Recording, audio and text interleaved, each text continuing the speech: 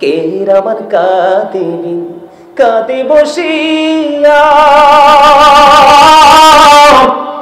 সকল কর্ম লিখিতেছি হুকুমনিয়া, আল্লাহর হুকুমনিয়া।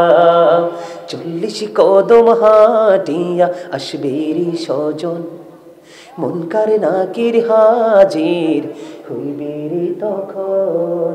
ঘুমটা খুলিয়া সওয়াল হো হো মুসলিম ভাই, ঘুমটা খুলিয়া সওয়াল করিবেন তখন। 40 কদম হাঁটিয়া আসবেরি স্বজন, মুনকার নাকির হাজির হইবেরি তখন। কি সওয়ালের কি জবাব হইতে যে পারে, সময় থাকিতে অমন জানিও তারে, অমন জানিও তারে। 40 কদম হাঁটিয়া আসবেরি স্বজন, মুনকার নাকির হাজির হইবেরি তখন। ঠিক কিনা বলেন? ও বন্ধু, ওই যে 40 কদম হাঁটার ওই দৃশ্যটা একটা বারের জন্য যদি নিজের 2 চোখের কোণায় চলে আসে, হৃদয় রাজ্যে যদি চলে আসে, বন্ধু তুমি দুনিয়ায় কত কিছু তুমি করেছো সন্তানের জন্য, কিন্তু মনে রেখো আমার আল্লাহ বলে দিয়েছে, যদি সত্যিকারের ন্যায় পরায়ণ দ্বীনের শিক্ষায় শিক্ষিত করে যদি তুমি সন্তানরা রেখে আসতে না পারো, কোরআন শরীফের 19 পারা সূরা শুআরার মধ্যে 88 নম্বর আয়াতে আমার আল্লাহ একবারে কমপ্লিটলি তিনি মেসেজটা দিয়ে দিয়েছেন, ইয়াউমা লা ইয়ানফাউ মালু ওয়ালা বানুন। কিয়ামতের দিন আপনার ধন সম্পদ সন্তান সন্ততি কোনো কিছুই বন্ধু কাজে আসবে না। ও মহিষমারা মিয়ার বাজারের আমার ভাই, আমার বাবা গো, ওই যে বলেছি 40 কদম হেঁটে হেঁটে তোমাকে এই কবরে রেখে সবাই আপন আপন ঘরে চলে যাবে, তোমার সম্পদ দিয়ে ভাগাভাগি শুরু হয়ে যাবে। এই জন্য তোমার কথা কেউ মনে রাখবে না, তোমার জন্য কেউ হাদিয়া পাঠাবে না। এই জন্য আমি প্রায় সময় বলে থাকি, বন্ধু যখন তোমার কেউ ছিল না তখন ছিলাম আমি, এখন তোমার সব হয়েছে বড় হয়েছি আমি। যখন তোমার কেউ রবে না রব শুধু আমি, আমার কাছে আসতে হবে মনে রেখো তুমি। তোরা চাসনি কিছু, তোরা চাসনি কিছু কারো কাছে খোদার মদদ ছাড়া, অন্যের ওপর ভরসা ছেড়ে নিজের পায়ে দাঁড়া। বুঝতে পারছেন কিছু? আরো যারা বলেন, এটা আমার বানানো কথা নয়। মিনহা খলাকনাকুম ওয়া ফিহা নুঈদুকুম ওয়া মিনহা নুখরিজুকুম তারাতান উখরা। অস্বীকার করার সুযোগ আছে নি? ও বন্ধু, এই জন্য তোমাদেরকে বলে দিতে চাই, আমার রাসূল বললেন পৃথিবীর বুকে তোমরা 2 শ্রেণীর মানুষের সাথে কম্পিটিশন করো। ইয়া রাসূলুল্লাহ, ইয়া হাবিবাল্লাহ, নবী গো, এই 2 শ্রেণীর মানুষ কে গো? তাদেরকে একটু জেনে রাখা প্রয়োজন। আমার রাসূল বললেন পৃথিবীর বুকে যে দানবীর গুলো আছে, কি আছে? পৃথিবীর বুকে যে দানবীর গুলো আছে, তোমরা দানবীরদের সাথে কম্পিটিশন করো। বলে হুজুর কেমন করে করব? তোমরা আল্লাহকে বলে দাও, আল্লাহ গো আমার তো ধন সম্পদ কোনো কিছু নেই, আমাকে তুমি এমন দাও, তুমি আমাকে দান করো। আমার সমাজের ওই ব্যক্তিটা তোমার সন্তুষ্টির জন্য প্রাণ উজাড় করে দান সাদাকা করতেছে, আমি যেন তার মতো তোমার সন্তুষ্টির জন্য দান করতে পারি। হুজুর দ্বিতীয় আরেকজন কে গো? আমার রাসূল বললেন দ্বিতীয় আরেকজন হলো বন্ধু তোমার সমাজের মধ্যে দ্বীনের শিক্ষার শিক্ষিত ন্যায় পরায়ণ একজন মানুষ, যিনি তার ওই শিক্ষার আলো দিয়ে তার সমাজ থেকে, তার পরিবার থেকে, তার জীবন থেকে সে অন্ধকারটাকে দূর করে দিচ্ছে। ওই ব্যক্তিটাকে ফলো করে করে তুমি আল্লাহর কাছে দরখাস্ত দাও, আল্লাহ গো ওনার ওই ছেলের মতো অথবা ওর মতো আমাকে তুমি দ্বীনের শিক্ষায় শিক্ষিত করে দাও, ন্যায় অন্যায় বোঝার তৌফিক তুমি আমাকে দান করে দাও, আর সেটার উপর ভিত্তি করে সমাজে সুন্দর একটা ফয়সালা দেওয়ার ব্যবস্থা করে দাও। ওই রকম যদি করে দাও, এই 2 শ্রেণীর মানুষের সাথে কম্পিটিশন করতে বলছে, অথচ এই দুনিয়ায় কিছু মানুষ ছাড়া আর বাকি সব মানুষ এই 2টার ধারে কাছেও নাই। ঠিক কিনা বলা? আরে যারা বলেন ঠিক বলেন। একজন 1 তলা করছে, আমার 3 তলা করা লাগবে। ঠিক কিনা বলেন? একজন কুমিল্লা বাড়ি করছে, আমার ঢাকা রাজধানীতে করতে হবে। আমাদের মানসিকতা এরকম না? একজনের ছেলে অস্ট্রেলিয়াতে গেছে, আমারটা আমেরিকা যেতে হবে। ঠিক কিনা বলেন? আরো জোরে। আর একজনেরটা বুয়েটে চান্স পেয়েছে, আমারটা অক্সফোর্ড ইংলিশ মিডিয়ামে পড়তে হবে, ঠিক কিনা বলেন? কিন্তু বন্ধু এগুলো একটার কথাও নাই বলো হুজুর এগুলোকে খারাপ জিনিস না, না না, এগুলো আপনার জীবনে দুনিয়াতে চলতে হলে লাগবে। তবে আপনার প্রথম কাজ হলো আপনার সন্তানটাকে আগে আপনি দ্বীনের শিক্ষায় শিক্ষিত করবেন। তাহলে আলেমের দাম বেশি না কম? ওয়াজ করতেছেন কে? আমার আল্লাহ। যে পৃথিবীর মধ্যে যত মানুষ আছে এর মধ্যে সত্যিকার অর্থে আল্লাহকে ভয় করে, আর যাদের মধ্যে তাকওয়া আছে তারা হলো আলেমরা। কেন আল্লাহকে ভয় করে? কারণ তাদের মধ্যে তাকওয়া ঢুকানোর কারণ আছে, তারা দ্বীনের শিক্ষা অর্জন করেছে।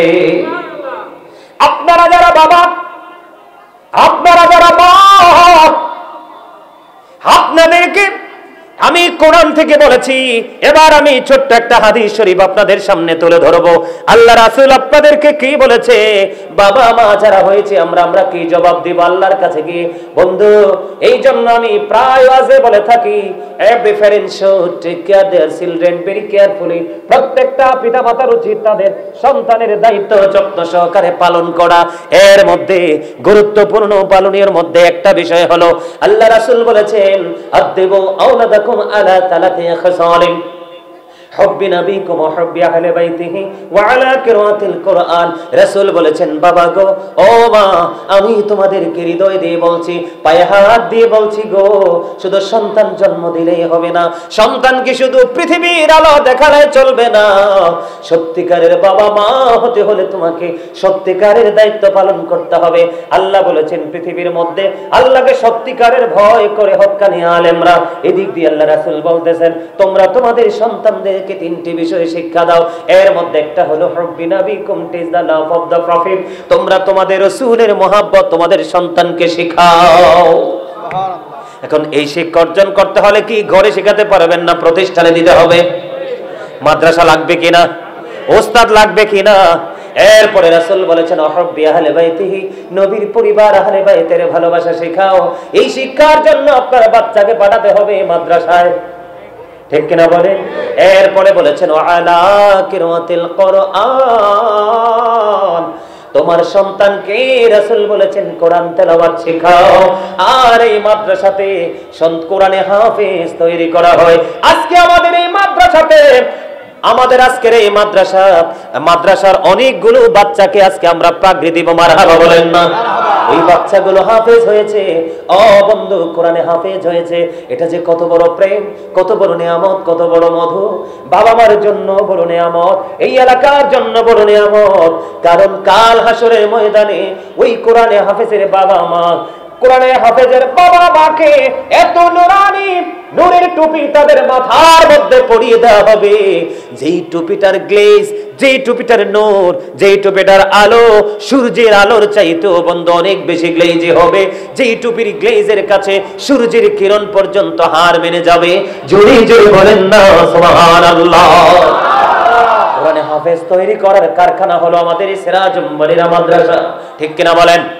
বন্ধুরি আমার, আমি আপনাদেরকে বলে দিতে চাই আল্লাহর হাবিব সরকারে মদিনা তিনি বলেছে, ও মহিষপাড়া মিয়ার বাজারের মানুষ, আমার ভাই, আমার বাবা গো, আমি আমার মা বোনদেরকে বলছি গো, হৃদয়ে করে শোনো, আজকে কিছু সময়ের জন্য তুমি তোমার কাজকে থামিয়ে দাও, কিছু সময়ের জন্য দুনিয়ার কাজকে বর্জন করে নাও, একটুখানি স্টপ করিয়ে নাও। তার কারণ হলো প্রতিদিন এই মাহফিল হবে না, ঠিক কিনা বলেন?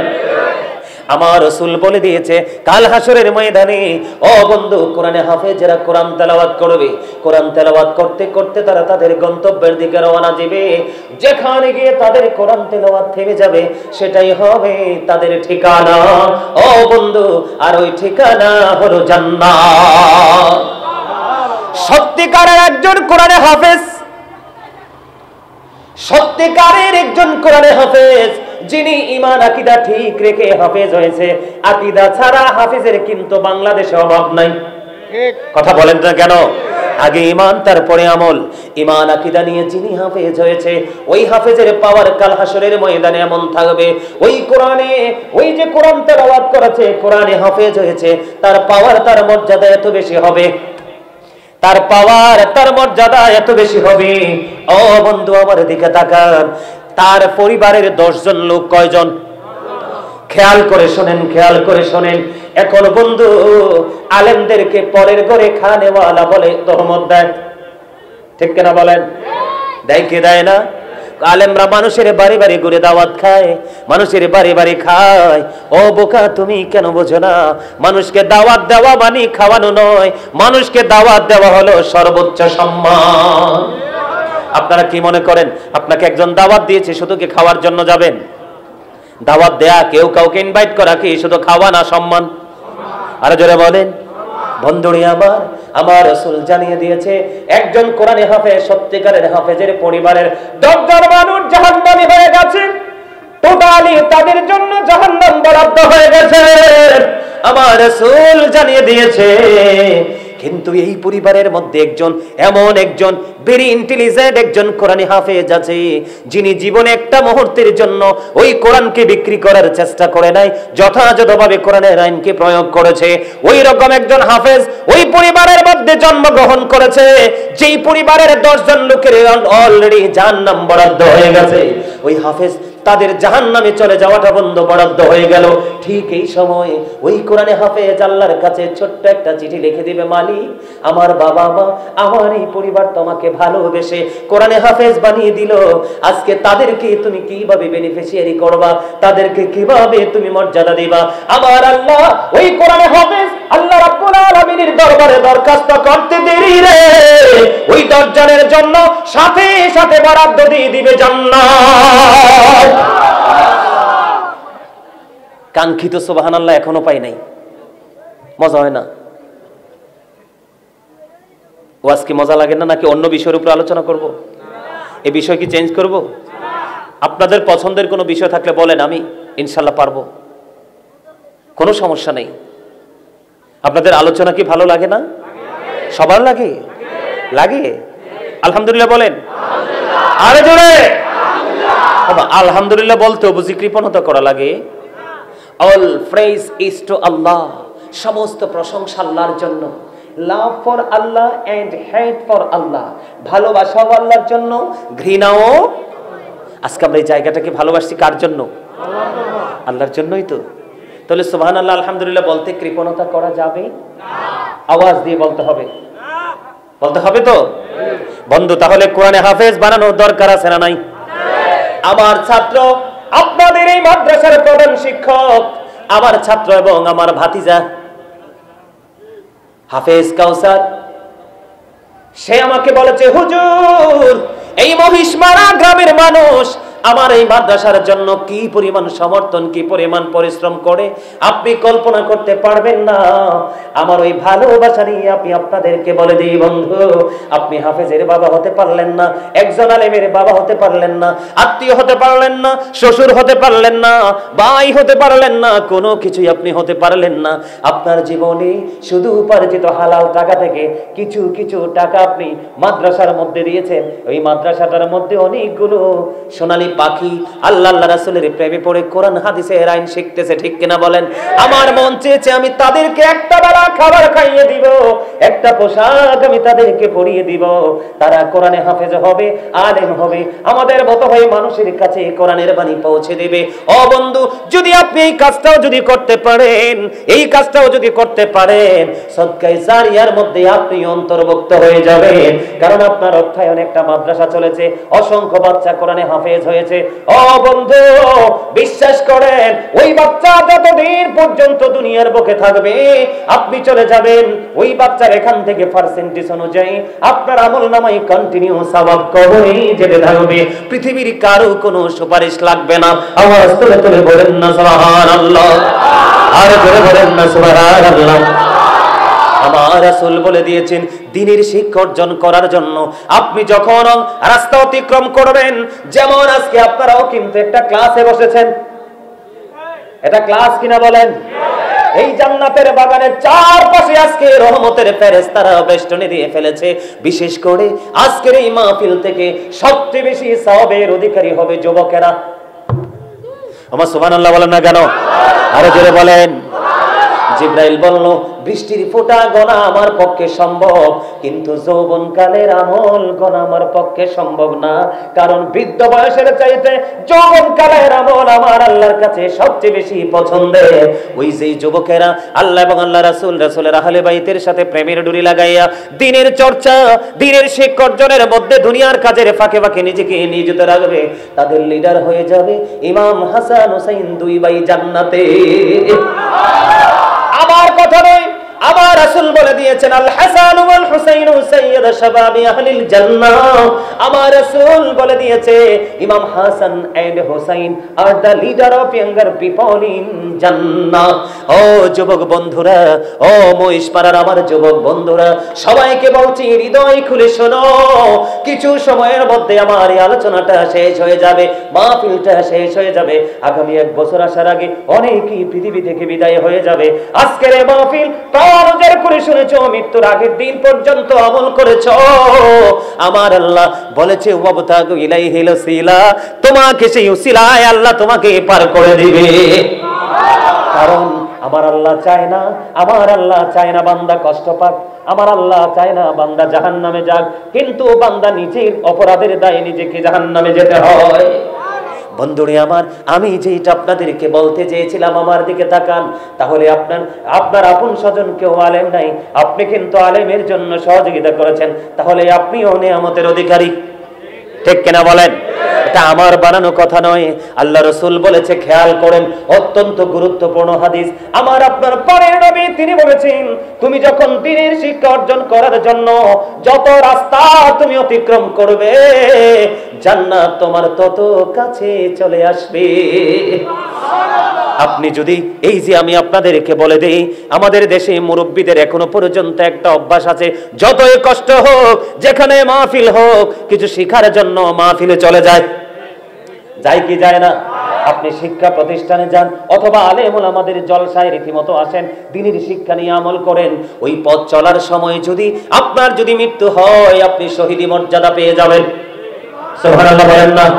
আর জোরে বলেন না সুবহানাল্লাহ। আমার রাসূল বলেছে, পৃথিবীতে মানুষ, 2 ধরনের মানুষের তৃষ্ণা কোনোদিন মিটে না। কয় ধরনের? হাত তুলে দেখান না একটু, কয় ধরনের? আমার রাসূল বলেছেন, পৃথিবীতে 2 ধরনের মানুষের পিপাসা কোনোদিন মিটে না। ইয়া রাসূলুল্লাহ, ইয়া হাবিবাল্লাহ, নবী গো, এই 2 ধরনের মানুষ কোন ধরনের মানুষ? আমার রাসূল বলল, পৃথিবীর বুকে 2 ধরনের মানুষের তৃষ্ণা কোনোদিন বন্ধ হবে না, ওই 2 ধরনের মানুষের তৃষ্ণা কোনোদিন মিটবে না। ইয়া রাসূলুল্লাহ, ইয়া হাবিবাল্লাহ, নবী গো, এই 2 ধরনের মানুষকে আমরা জানতে চাই, চিনতে চাই। আমার নবীজি বললেন, একটা হলো দুনিয়ালোভী মানুষ।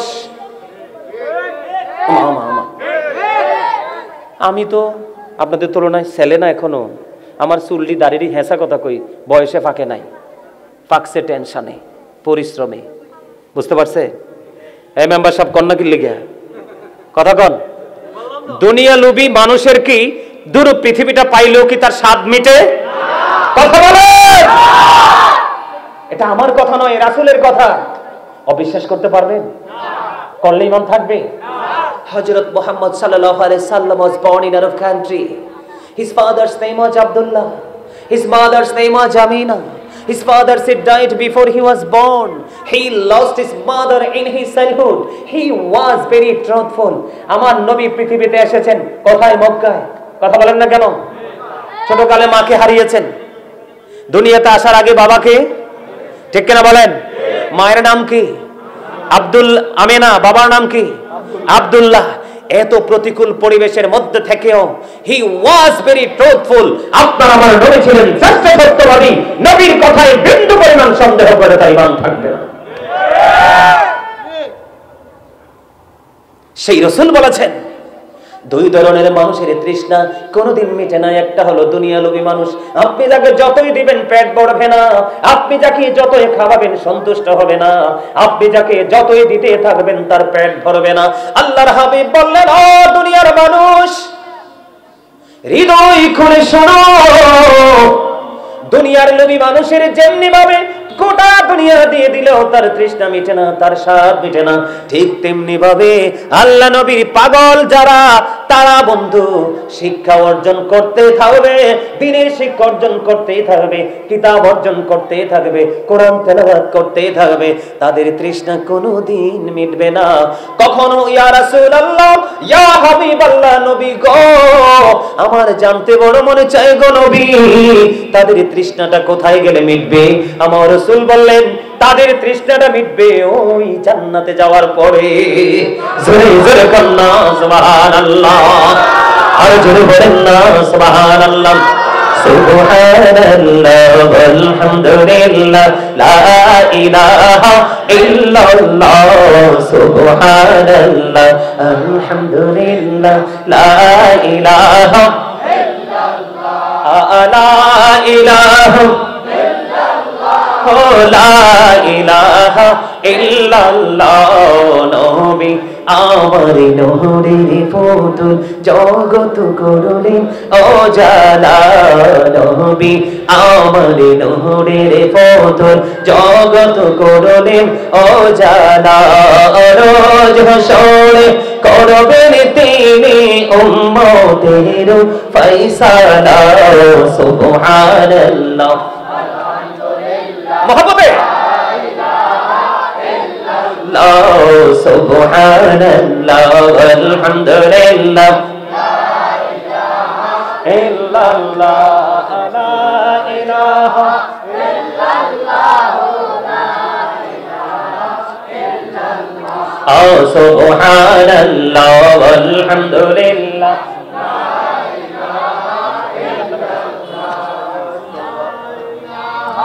ইল্লাল্লাহ লা ইলাহা আরশ কুরসি লৌহ কলম সৃষ্টি যাহার ওসিলা। আরশ কুরসি লৌহ সৃষ্টি যাহার ওসিলা। নিজে আল্লাহ খুশি হইয়া নাম রাখিলেন হাবিবুল্লাহ। সুবহানাল্লাহ আলহামদুলিল্লাহ লা ইলাহা ইল্লাল্লাহ মুহাম্মাদুর রাসূলুল্লাহ সাল্লাল্লাহু আলাইহি ওয়াসাল্লাম। জোরে জোরে বলুন না আলহামদুলিল্লাহ। জিকির করতে পেরে ভালো লাগছে কিনা? আর জোরে বলেন ভালো লাগছে কিনা? ইয়া রাসূলুল্লাহ, ইয়া হাবিবাল্লাহ, নবী নবী গো জানতে বড় মনে চাই গো কখন গেলে তাদের তৃষ্ণা মিটবে। আমার নবী বলল পাগল তোমরা সবাই মিলে শুনে রাখো, তাদের তৃষ্ণা মিটবে ওই জান্নাতে যাওয়ার পরে। এতে বোঝা যায় আল্লাহ রাসূল বলেছে, আল্লাহর হাবিবের জবান দ্বারা বোঝা যায় যারা সত্যিকারের কোরআনে হবে, যারা সত্যিকারের আলেম, তাদের ঠিকানা সুনিশ্চিতভাবে বলতে পারি, তাদের ঠিকানা হলো ওই জান্নাত। কারণ আমার রাসূল বলেছে তাদের তৃষ্ণা দুনিয়ায় মিটবে না, কোথায় গেলে মিটবে? ওই জান্নাতে যাওয়ার পরে। তাহলে এতে কোনো সন্দেহ নাই রে, তাদের ঠিকানা হয়ে যাবে জান্নাত। জোরে জোরে বলুন না সুবহানাল্লাহ।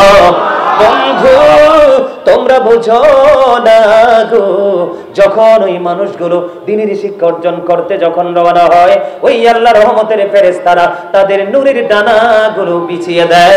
জোরে জোরে বলেন না সুবহানাল্লাহ। বন্ধুরা আমার এখানেই শুধু ক্ষান্ত নয়, এই যে আজকে আপনারা আসছেন এদিক তাকান, এই যে আপনারা আজকে এক্সাম্পল দেয় প্র্যাকটিক্যালি আপনারা যে এখানে আসছেন দ্বীনের শিক্ষা অর্জন করার জন্যই তো, গুনাহ থেকে মুক্তি পাওয়ার আশাই তো, অন্য কোনো তো না।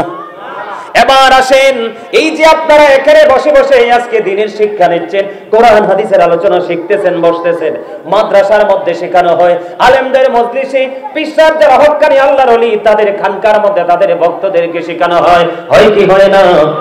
দেখেন কত মজা, কত স্বাদ, কত প্রেম। আপনার আমার প্রাণের রাসূল তিনি বলে দিয়েছে বন্ধু, আপনার আমার প্রাণের রাসূল বলে দিয়েছেন কেউ যদি দ্বীনের শিক্ষার মধ্যে 1 ঘন্টা বা কিছু সময় নিজেকে নিয়োজিত রাখে, কত? 1 ঘন্টা বা কিছু সময় দ্বীনের শিক্ষা অর্জন করার মধ্যে যদি কোনো মানুষ নিজেকে নিয়োজিত রাখে, আমার রাসূল বললেন সে সারা রাত যেন ইবাদত করলো। তার মানে আপনি বসেছেন দিনের শিক্ষা অর্জন করার জন্য 1 ঘন্টা সময় পার করেছেন, বা তার একটু বেশি সময়, বা 2 ঘন্টা, কিন্তু তারপরে আপনি ঘরে গেলেন, ঘুমিয়ে গেলেন। আমার রাসূল জানিয়ে দিয়েছে তুমি সারা রাত যেন তুমি ইবাদত করলে, তার মানে তোমার ঘুম দিনের শিক্ষা অর্জন করার কারণে নেক আমলে পরিণত হয়ে গেছে। জোরে জোরে বলুন না সুবহানাল্লাহ। এই জন্য আমি বন্ধু বলি একটু গজল গাইবনি, তবে হাদিস শরীফটা শেষ করার পরে গাইব। রাজি আছেননি? আর জোরে বলেন রাজি আছেননি? আমার কথাগুলো হৃদয় দিয়ে শুনতে হবে বন্ধু, হৃদয় থেকে ধারণ করতে হবে, তাহলেই বুঝতে পারবেন। এই গেল একটা পাঠ, এটা কিন্তু একটা হাদিস। রাসূল বললেন 1 ঘন্টা বা তার কিছু সময় দিনের শিক্ষার মধ্যে তুমি নিজেকে রাখার পরে তুমি শেষ করে গিয়ে ঘুমিয়ে যাও। সারা রাত তুমি ঘুমালে, কিন্তু সারা রাত তোমার আমল নামায় নেক আমলে পরিণত হয়ে গেল। জুড়ে জুড়ে কন্যা সুবহানাল্লাহ। আমার রাসূল বলেছেন একদিন যদি কেউ নিজেকে দিনের শিক্ষার মধ্যে নিয়োজিত রাখে, বা তার কিছু সময়, কয়দিন? আরো জোরে বলেন কয়দিন? একদিন বা কিছু সময় নিজেকে যদি নেক আমলের মধ্যে যদি নিয়োজিত রাখে, আমার প্রাণের নবীজি বলেছে ও মহেশপাড়া মিয়ার বাজারের আমার ভাই, আমার বাবা গো, আমার মা, আমি আমার বোনদেরকে ডেকে ডেকে বলছি গো, তুমিও শোনো, তোমার সন্তানকে শোনার জন্য উৎসাহিত করো। কারণ আমার রাসূল বলেছে একটা দিন যদি তুমি দিনের শিক্ষার মধ্যে নিজেকে নিয়োজিত রাখতে পারো, তাহলে তুমি জানো না তোমার আমল নামায় কি পরিমাণ সওয়াব আমার আল্লাহ দিবে। আমার রাসূল বলেছেন একটা দিন শুধু তুমি দিনের শিক্ষার মধ্যে নিজেকে নিয়োজিত রাখো। আমার রাসূল বলেছেন 3 মাস রোজা রাখলে তুমি যেই সওয়াবটা পাইতা, শুধু একদিন দিনের শিক্ষা অর্জন করার মধ্যে নিজেকে রাখার কারণে তোমার আমল নামায় 3 মাস রোজা রাখার সমান সওয়াব আমার আল্লাহ দিয়ে দিল। আর দিনের শিক্ষার দাম আছে না নাই? দিনের শিক্ষা অর্জন করতে হবে কি হবে না? এইখানে দেখা যায় সবগুলো ইয়াং ম্যান। আপনারা কেউ বলবেন না, আপনারা বলেন দিনের শিক্ষার দরকার আছে না নাই? আপনারা আপনার হাত তুলে দেখান সবাইকে। দিনের শিক্ষা অর্জন করার দরকার আছে তো? তাহলে নিজের আওলাদের মধ্যে একজনকে হাফেজ অথবা আলেম বানাবেন তো? চেষ্টা করবেন কিনা? যদি না থাকে তাহলে আপনার পাশে যদি কোনো আহলে সুন্নাতুল জামাতের অন্তর্ভুক্ত যদি কোনো মাদ্রাসা থাকে ওইখানে দান করবেন, ঠিক কিনা বলেন?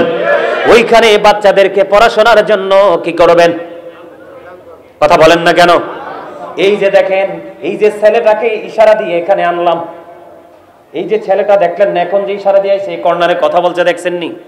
এই যে দেখেন, আমি কিন্তু ওরে কিচ্ছু বলি নাই, আমি বলছি আমার মাদ্রাসায় মাহফিল তুমি চলে আসো। শোনার পরে ওই সুদূর লাকসাম থেকে রিজার্ভ গাড়ি নিয়ে নীলফামারী কোন জায়গার মানুষ সহ নিয়ে মাহফিলে চলে আসছে। আমাকে যাওয়ার সময় বলল ভাইয়া আপনার মাদ্রাসাতেই হাদিয়াগুলো দিয়ে দিবেন। আসলে কি হাদিয়াগুলো কোনোদিন কি শেষ হবে? কথা বলেন, এগুলো কি কোনোদিন ফুরাবে? কথা বলেন না। আমি কিন্তু আল্লাহি বিশ্বাস করেন, আমি কিন্তু তাকে বলি নাই যে মাদ্রাসাতে দান করতে হবে। আমাকে যাওয়ার সময় বলে দিল, মাঝে মাঝে আমার কাছে এই ছেলেটা হাদিয়া পাঠায় যে ভাইয়া মাদ্রাসায় বাচ্চাগুলোকে একটু খাবার খাইয়ে দিয়েন। সুবহানাল্লাহ বলেন না। বাড়ি কোথায়? লাকসাম। আসছে কোথায়? এখান থেকে রিজার্ভ গাড়ি নিয়ে আসছে। কত টাকা গাড়ি ভাড়া, তার যে পরিশ্রম। একজন বড় একজন ব্যবসায়িক, একজন বিজনেসম্যান। বন্ধু, ও বন্ধু, আবার খেয়াল করে দেখেন প্রেমের ডুরি কত মধুর, কত শক্ত, ঠিক কিনা বলেন? তাহলে আপনার আমার এইভাবে কাজ করতে হবে। দ্বীনের শিক্ষা প্রতিষ্ঠানগুলোকে আমাদেরকে জিন্দা রাখতে হবে, হবে কি হবে না? আল্লাহর হাবিব বললেন পৃথিবীর বুকে তোমরা 2 শ্রেণীর মানুষের সাথে কম্পিটিশন করো। কয় শ্রেণীর মানুষ? আরো জোরে বলেন। ওয়াজের ধারাটা খুব সুন্দর না? কথা বলেন না কেন? শুরুতে কিন্তু আঙ্গুল 2টাই উঠাইছি, ঠিক কিনা বলেন? এখনো কয়টাতে আছি? আরো জোরে বলেন। কয়টাতে? ওমা হাত তোলে না কিল্লাই। আরে আপনার এই ক্যামেরা তো আছাড় দিয়ে ভেঙে ফেললে ক্যামেরার যে ফুটেজগুলো শেষ, শেষ কিনা বলেন? কিন্তু এমন 2টা ক্যামেরা আপনার সাথে আছে যেটা সারা জীবন চেষ্টা করলে নিঃশেষ করা সম্ভব। সিনেননি ক্যামেরাগুলো? কে আমার কাঁদিবি কাঁদে বসিয়া, সকল কর্ম লিখিতেছি হুকুমনিয়া, আল্লাহর হুকুমনিয়া। 40 কদম হাঁটিয়া আসবেরি স্বজন, মুনকার নাকির হাজির হইবে রে তখন, ঘুমটা খুলিয়া সওয়াল হো হো মুসলিম ভাই, ঘুমটা খুলিয়া সওয়াল করিবেন তখন, 40 কদম হাঁটিয়া আসবে রে স্বজন, মুনকার নাকির হাজির হইবে রে তখন, কি সওয়ালের কি জবাব হইতে যে পারে,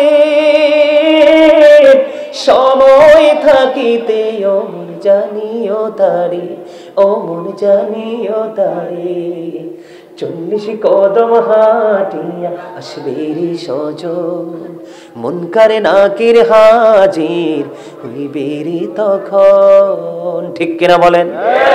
ও বন্ধু, ওই যে 40 কদম হাঁটার ওই দৃশ্যটা একটা বারের জন্য যদি নিজের 2 চোখের কোণায় চলে আসে, হৃদয় রাজ্যে যদি চলে আসে বন্ধু, তুমি দুনিয়ায় কত কিছু তুমি করেছো সন্তানের জন্য, কিন্তু মনে রেখো আমার আল্লাহ বলে দিয়েছে, যদি সত্যিকারের ন্যায় পরায়ণ দ্বীনের শিক্ষায় শিক্ষিত করে যদি তুমি সন্তানরা রেখে আসতে না পারো, কোরআন শরীফের 19 পারা সূরা শুআরার মধ্যে 88 নম্বর আয়াতে আমার আল্লাহ একবারে কমপ্লিটলি তিনি মেসেজটা দিয়ে দিয়েছেন, ইয়াউমা লা ইয়ানফাউ মালুন ওয়ালা বানুন, কিয়ামতের দিন আপনার ধন সম্পদ সন্তান সন্ততি কোনো কিছুই বন্ধু কাজে আসবে না। ও মহিষমারা মিয়ার বাজারের আমার ভাই আমার বাবা গো, ওই যে বলেছি 40 কদম হেঁটে হেঁটে তোমাকে এনে কবরে রেখে সবাই আপন আপন ঘরে চলে যাবে, তোমার সম্পদ দিয়ে ভাগাভাগি শুরু হয়ে যাবে, এই জন্য তোমার কথা কেউ মনে রাখবে না, তোমার জন্য কেউ হাদিয়া পাঠাবে না।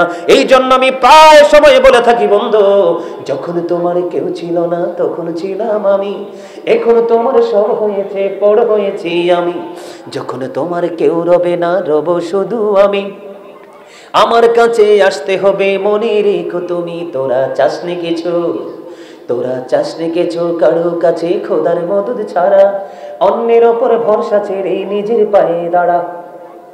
বুঝতে পারছেন কিছু? আরো জোরে বলেন। এটা আমার বানানো কথা নয়, মিনহা খলাকনাকুম ওয়া ফিহা নুঈদুকুম ওয়া মিনহা নুখরিজুকুম তারাতান উখরা। অস্বীকার করার সুযোগ আছে নি? ও বন্ধু, এই জন্য তোমাদেরকে বলে দিতে চাই, আমার রাসূল বললেন পৃথিবীর বুকে তোমরা 2 শ্রেণীর মানুষের সাথে কম্পিটিশন করো। ইয়া রাসূলুল্লাহ, ইয়া হাবিবাল্লাহ, নবী গো, এই 2 শ্রেণীর মানুষ কে গো? তাদেরকে একটু চিনে রাখা প্রয়োজন। আমার রাসূল বললেন পৃথিবীর বুকে যে দানবীর গুলো আছে, কি আছে? পৃথিবীর বুকে যে দানবীর গুলো আছে, তোমরা দানবীরদের সাথে কম্পিটিশন করো। বলে হুজুর কেমন করে করব?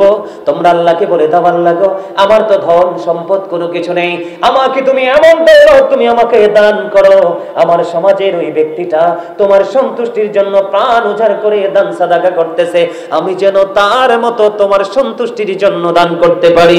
হুজুর দ্বিতীয় আরেকজন কে গো?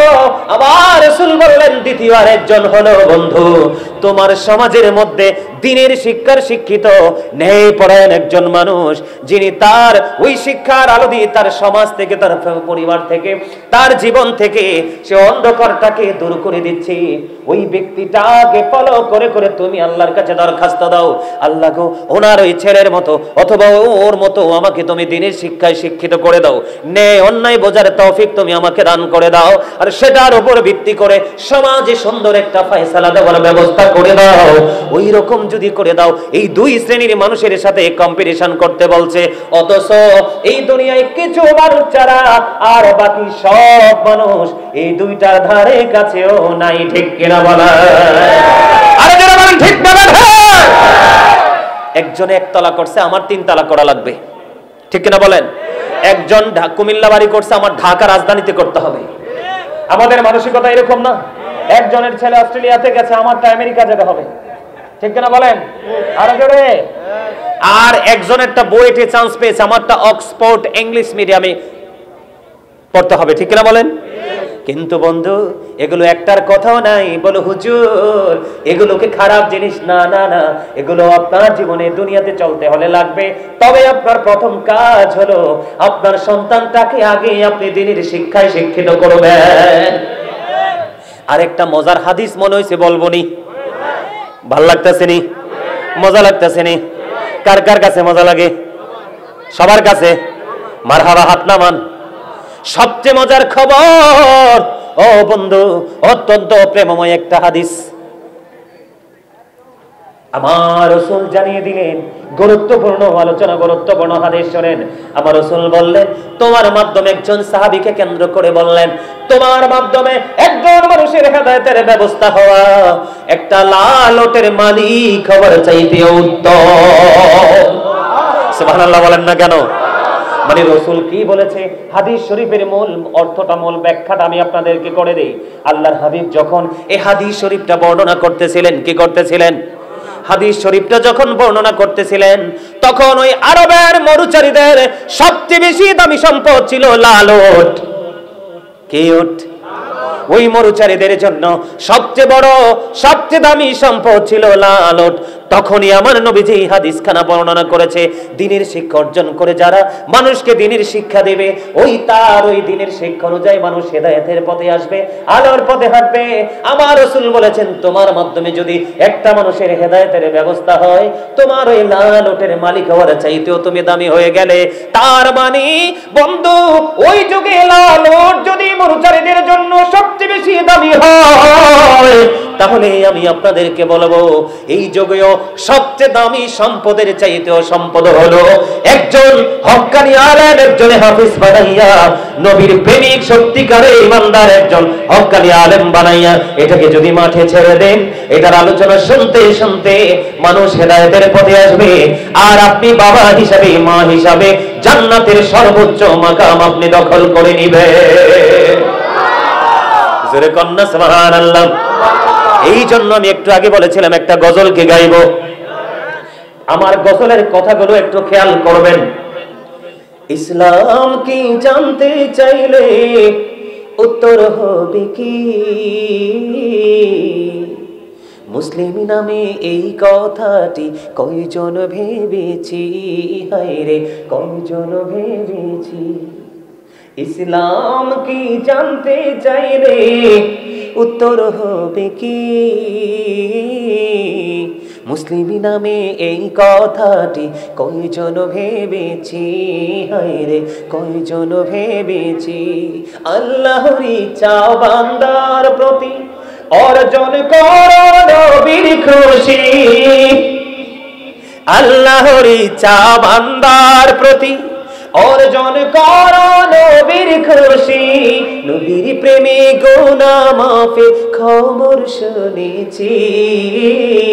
মুসলিম নামে এই কথাটি কয়জন ভেবেছি, হায়রে কয়জন ভেবেছি। আল্লাহর ইচ্ছায় কাজ করো, রাসূল প্রেমিক মুর্শিদ ধরো।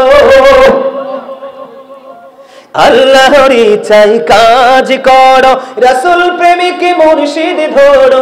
দুজাহানের সুখের ভান্ডার তোমায় দিয়েছি।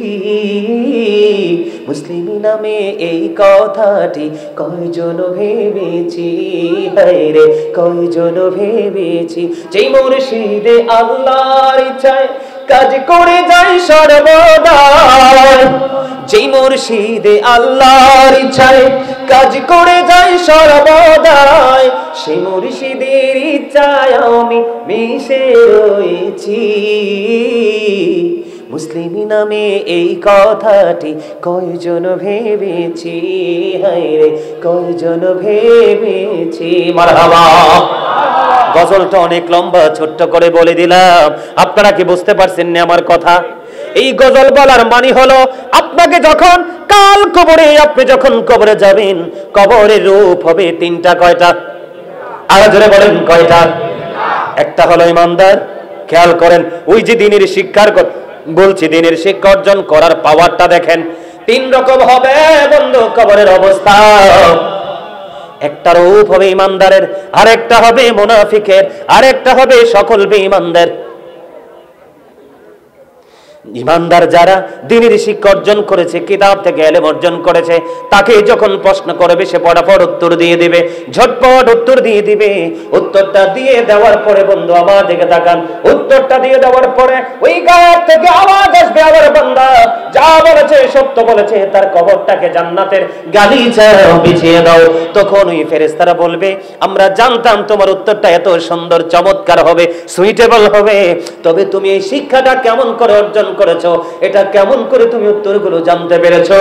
তখন ওই কবরবাসী ইমানদার মুত্তাকি একটা ডাক দিয়ে বলবে আমি আল্লাহর কিতাব পড়ে জানতে পেরেছি। তাহলে দ্বীনের শিক্ষার মূল্য আছে না নাই? আর জোরে বলেন না, আছে না নাই? দ্বীনের শিক্ষা না থাকলে মানুষের মধ্যে ত্রুটি হয় কি হয় না? এক্সাম্পল দিব কি দিব না? এই আলোচনাটাই আমি একটু পরে আবার ফিরে আসবো বন্ধু। মাঝখান দিয়ে একটা ছোট্ট একটা টপিক আমি আপনাদেরকে দিয়ে দিতে চাই, নিতে রাজি আছেন? এবার আসি আওয়াজটা আগে, এই আওয়াজটা আগে শুনছেন কিনা জানি না।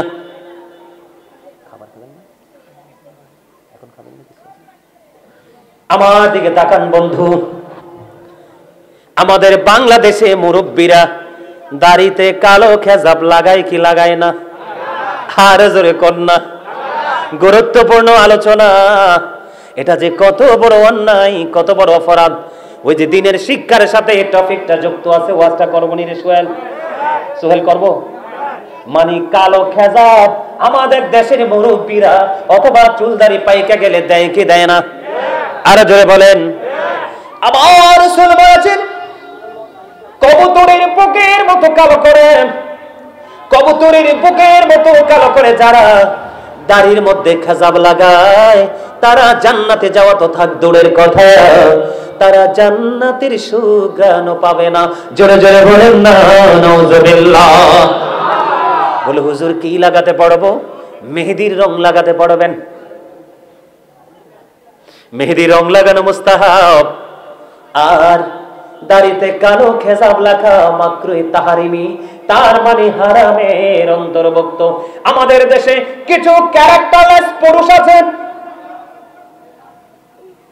তার মানে চরিত্রহীন কিছু পুরুষ আছে, তার যৌবনটা মায়ানাসির দিকে, তারপরেও নারীদের দিকে কুদৃষ্টিতে তাকায়, কিন্তু নারী তো তাকে পছন্দ করবে না।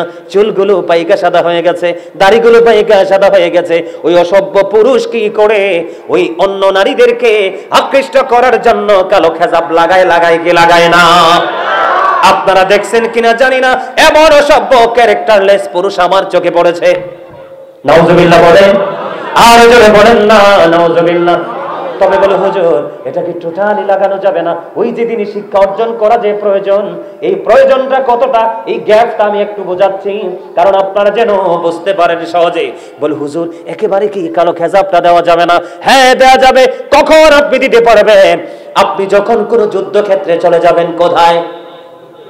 আপনি যখন কোনো যুদ্ধক্ষেত্রে চলে যাবেন, আপনার চুল যদি সাদা দেখা যায়, আপনার দাড়ি যদি সাদা রাখা যায়, আপনার যে এগেইনস্ট পার্টিগুলো আছে, আপনার দুশমন যারা আছে, তারা আপনার চুল দাড়ি পাকনা দেখে মনে করবে এটা তো বুড়া।